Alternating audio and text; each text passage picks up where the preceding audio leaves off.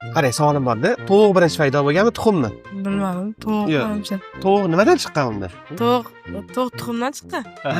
Tuxumdan chiqqan bo'lsa, unda nima paydo bo'lgan birinchi? Tuxum paydo bo'lgan.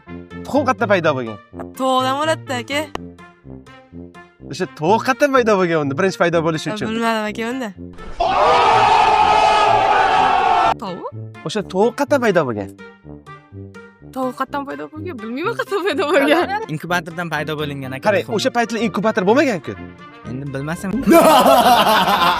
Demak, qaysi biri? Tuxum. Sizlar yozib qoldiringlar. Tovuq birinchi paydo bo'lganmi, tuxummi? Topganga 50 ming so'm hadya. Tuxum?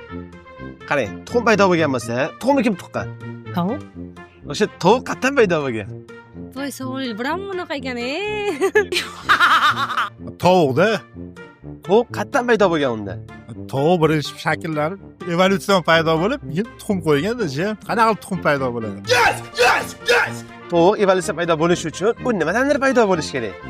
Endi bu nimadir degan fan bor, buni O'shalar biladi demadingizda.